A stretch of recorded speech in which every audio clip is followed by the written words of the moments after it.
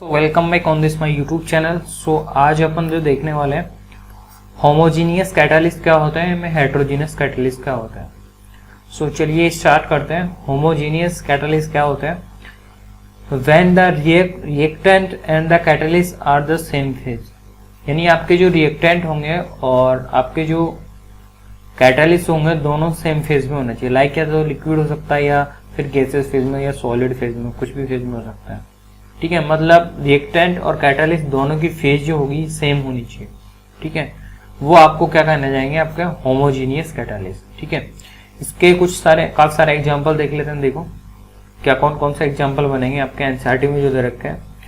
देखो, oxidation of sulphur dioxide into sulphur trioxide which dioxygen in presence of oxide of nitrogen as the catalyst in the late chamber process।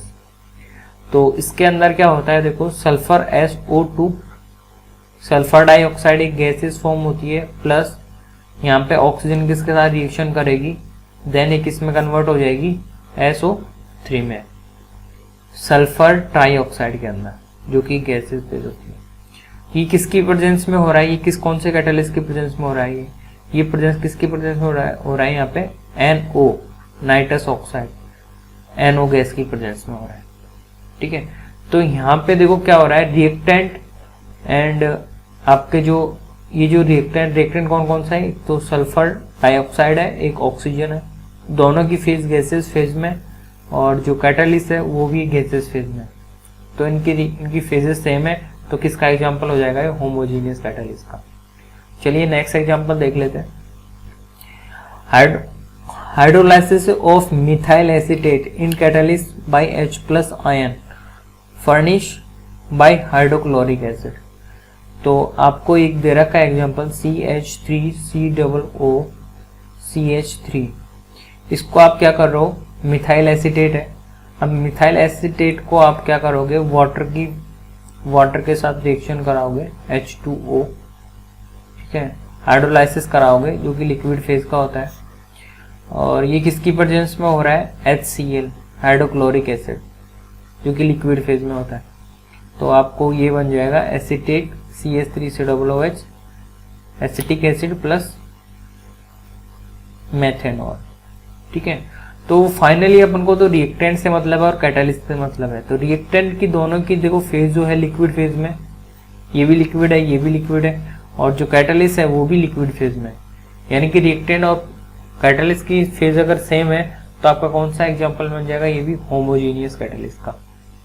Next चलते हैं। देखो, hydrolysis of sucrose is catalyst by H+ ion furnish by sulph. किससे मिल रहा है ये? Sulphuric acid से। ठीक है, हाइड्रोलाइसिस शुगर का क्या फॉर्मूला क्या हो जाएगा आपका? C12H22O11 प्लस वाटर की प्रेजेंस में आप हाइड्रोलाइसिस का करा दोगे। सो इसका आप हाइड्रोलाइसिस कराओगे किसकी प्रेजेंस में? H+। ये कहाँ से आ रहा है H+? H2SO4 sulphuric acid. इसकी फेज कौन सी है? लिक्विड फेज में। इसका अगर आप हाइड्रोलाइसिस करा दोगे, एक्वस है ये भी आपका, और ये आपका लिक्विड है ही। ठीक है, तो ये क्या बन जाएगा? आपको ग्लूकोज देगा। एक तो देगा आपको ग्लूकोज और एक देगा आपको फ्रक्टोज। तो यहाँ पे अपन दोनों रिएक्टेंट जो है लिक्विड फेज में मिल जाएंगे, और जो कैटालिस्ट है वो कौन सी फेज में? लिक्विड फेज में। तो लिक्विड फेज में मिल गए, तो ये किसका एग्जांपल हो गया? ये भी होमोजीनियस का एग्जांपल हो गया। सो हेट्रोजीनियस क्या होता है? देखो, हेट्रोजीनियस कैटालिस्ट के ऊपर चलता है। The catalyst process in which the reactant and catalyst are the different phase. इनमें क्या होना? यहाँ पे डिफरेंट होना चाहिए। रिएक्टेंट और प्रोडक्ट से तो मतलब ही नहीं है। रिएक्टेंट एंड कैटालिस्ट की जो फेज होनी चाहिए वो डिफरेंट होनी चाहिए, नॉन एज हेट्रोजीनियस कैटालिस्ट। देखो इसका एग्जांपल देख लेते हैं। Oxidation of sulphur dioxide into sulphur trioxide in presence of platinum. So देखो क्या होगा, सल्फर डाइऑक्साइड SO2 जो कि गैसेस फेज में होती है, ये किस में कन्वर्ट कर रही है? ये SO3 में, सल्फर ट्राइऑक्साइड में। किसकी प्रेजेंस में हो रहा है ये काम? ये आपका हो रहा है प्लेटिनम Pt, यानी कि ऑक्सीजन के साथ तो रिएक्शन होगी। तो प्लेटिनम क्या होता है, एक सॉलिड होता है।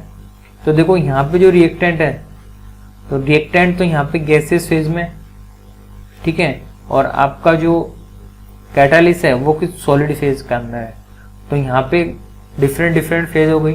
तो किसका एग्जांपल बन जाएगा, ये हेट्रोजीनस कैटालिस्ट का, ठीक है। उसके बाद में नेक्स्ट एग्जांपल पे चलते हैं। देखो ये आपका है combination between dinitrogen and dihydrogen to form ammonia. ये आपको हैवर प्रेसेस का एक एग्जांपल दे रखा है।